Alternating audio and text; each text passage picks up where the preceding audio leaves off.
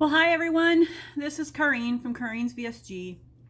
And it's been an interesting week or a couple weeks. I don't remember when I did my last video, but it's been an interesting couple weeks. And you actually get to see my house the right way this time because I got the phone on the other side. Got it backwards. So anyway, I'll get myself more in the middle. All right, so a small update. Okay, so I'm gonna do an update on my surgery. Oh, don't mind my clock. It's 12 o'clock noon here, and my owl hoots. Isn't that wonderful? Yeah, my husband's a birder, so this makes him excited. So keeps him happy. So this is what's been going on. Let's see. So I had a vertical sleeve gastrectomy on May 4th, 2017 in Duluth at Essentia Health Clinic St. Mary's with Dr. Matthew Bettendorf as my surgeon at that time. My highest weight was 240 pounds. My weight at surgery was 204. I was 217 when I started the process, and then that last week before, I pretty much stayed through 8 months of counseling. I pretty much stayed the same. And so then that week before my surgery, I was on the liquid diet and I went down to 204. So, you know what? That's probably what I need to do again. Anyway, at surgery, I was 204. My lowest weight ever was in September of 2018. That was 139.6 pounds or 8 pounds or 0.8 something. I don't know. The points don't matter. And that was after I had done a week-long the first week of CHIP, Coronary Health Improvement Program. It was started by Dr. Hans Deal, and one of my girlfriends, Mary, does it in Grand Rapids here, or did it in Grand Rapids, and I took it, and I got down to 139 pounds. I then bounced back up to 144, and I stayed at 144, 145, 143, 142 for probably a year. So all of 2019, all of 2019. And then I had surgery again. I had a panniculectomy. And I also had muscle repair. So I had a mommy tummy tuck. And so during that recovery, I gained weight. Even though they took weight off of me, I gained weight during that recovery period because I was very, very, very sore from the muscle repair. He told me that my muscles were this far apart. So I'm a size. Did you know that if you measure from here to here, it's supposed to tell you what your shoe size is? Did you know that? Anyway, so I'm an 8 and a half, 9 inches. Anyway, so that's how far apart my muscles were in my stomach. Because my first baby, I'm 5'2", and I'm barely scratched that. I'm 5'2", and my first baby was 9 pounds, 6.5 ounces. So, and that was back in 83. And my stomach then never recovered. And then I had another baby in 85, and then I had another baby in 94. So, anyway, so I had a very wide gap in my stomach, and they sewed that back up. And I'm very happy with that. So that I had done December 31st, 2019, New Year's Eve day. Yeah, you're right. I'm right. And that took some recovery. And then I just was recovering from that when COVID hit. So COVID came in, and I literally stayed home all of the time. I followed the rules, and I stayed home as much as possible. I had just gotten back to my job, and so then because of that, I've been getting unemployment ever since. And because my job it's pretty much gone. They don't have it anymore. Sorry, I'm making noise here. I'm going to back away a little. So anyway, so then again in July, I had another surgery, and I had a breast reduction surgery. And then he also repaired some of the panniculectomy at the same time. So again, I was recovering from surgery again. And so my weight just kept creeping up.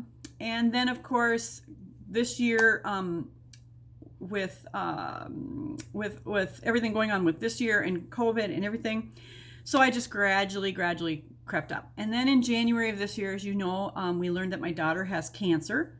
And things for me, health-wise, have gotten very weird. I've been so worried about her. I pray every day for her, and we're gonna fight this as much as we can. But what's happening with me? Oh, anyway, so my current weight is like 158, 159. So I'm way up. I'm 20 pounds higher than I want to be. So I need to get 20 pounds off this summer. So that might require me to do a couple fasting, and I've been trying to do intermittent fasting. I've been trying to eat my first meal at like noon and my last meal at like 6. So, or my last food at 6. Anyway, and now with summer coming, hopefully I'll be able to get out. But anyway, so what else is, I mean, other than the fact that my daughter has cancer and that, oh no, I'm going to sneeze. Anyway, so other than that fact, everything would be fine. But I've been showing some weird symptoms. So since probably, I don't know. Anyway, January, after January, probably February, I started noticing tingling in my foot. Like sharp pain right below or right above my second toe on my right hand side. And because of my family history, I kind of panicked. I went to my doctor and I was crying. I didn't want diabetes. I ate nothing but crap all winter long. And I knew I was doing it, but I did it. And I didn't do anything. I sat in this chair pretty much the whole winter. So I went to the doctor and I was crying and whining about that. And he suggested I go see PT. And so I went to PT a couple of times because I have to pay for this out of my pocket. So I went to PT a couple of times, and I haven't been back there because another thing has popped up. And this got me worried too. I've had a pain in my chest right below, right on my bone here where my sternum is, I think. And because I've had heart problems in the past, my first thinking was it's my heart. Then I have asthma. Is it my lungs? So I went to the doctor again, and he said, no, it's probably neither one of those things. And so he did set me up with a cardiologist appointment because I have not had my heart checked since my ablation in 2016. Excuse me. So I probably should have it checked. I was supposed to go back to the cardiologist in Abbott in Minneapolis, but I never did go back. I think it was because something happened with the weather or something. We just didn't get back. And so I have not had it checked since then. So I probably should have it checked. So anyway, yeah, so that's been going on. And it's been a month now where I've had this just pain right here. Well, I kind of determined that it's neither my heart nor my lungs. I kind of think that it might be either acid reflux, which I have not had since my surgery, so this is something new for me. But I've experienced a little bit of acid reflux. I don't have any omeprazole here, so I have nothing to take it, to get rid of it. But then today I was pressing on it, and it seems like it's the bone. So I need to make myself a chiropractor's appointment so that I can get, excuse me, so that I can get that checked. I've had incidents in the past where my ribs have popped out, and so maybe that's just what it is. It just seems kind of like it's a bone thing, so I'm hoping that's what it is. But anyway, that's been going on here now. I'm gonna adjust this here because it's tipped. There we go. Okay, so that's been going on now for probably a month, and I was really getting worried about it. I mean, granted I'm probably thinking that I'm sick or that something's wrong with me, but it doesn't help that I'm stressed and I'm not sure how to handle the stress. So that's probably something I need to work on. So I have access to some kind of mental health, and so I will probably get that and do that. But anyway, so that's what's been going on with me. My daughter has finished her third round of chemo.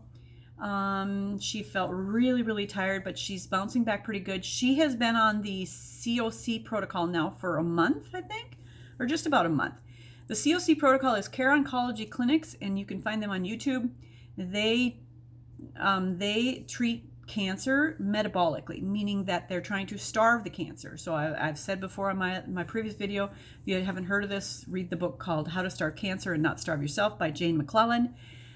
She also has a private Facebook group that you can join if you have cancer. And so she's been doing this protocol, and it may have helped her a little bit with her energy levels. And so and her recovery might be a little bit quicker because of it.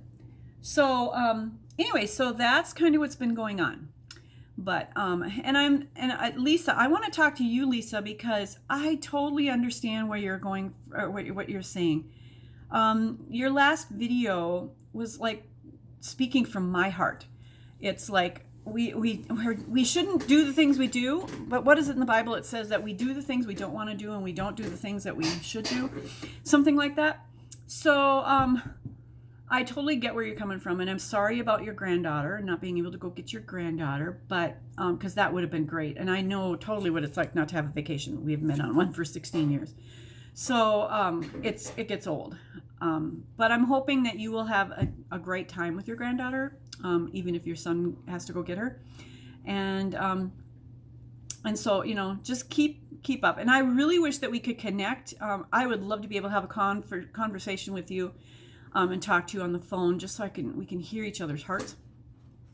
But you did mention at the end of the video, you wondered who bought your shirt. Yeah, I had to, because you did so much for me. I thought this is just something simple that I can do for you, and I will be proud wearing my Minnie Me in Tennessee t-shirt. So I'm just glad that that you were excited about that, because I didn't know that nobody else had bought one yet. And so I'm glad that I was able to surprise you. But yeah, and it's comfortable, and I love how long they are. If you here, I'll back up a little bit so you can see. See? Look at how long they are. I love that, because I do not like it when I bend over and shirts are way up here. I don't like that. So I'm like really happy with this shirt. So there you go, Minnie Me in Tennessee. I'm wearing it. Minnesota proud. So you're gonna have your name splashed across the Grand Rapids, Minnesota canvas of the summer. So so maybe you'll get some more subscribers yourself from Minnesota. I just had a friend who had a surgery. I'm not sure which one she had, but so I've been kind of trying to keep in touch with her and see how she's doing.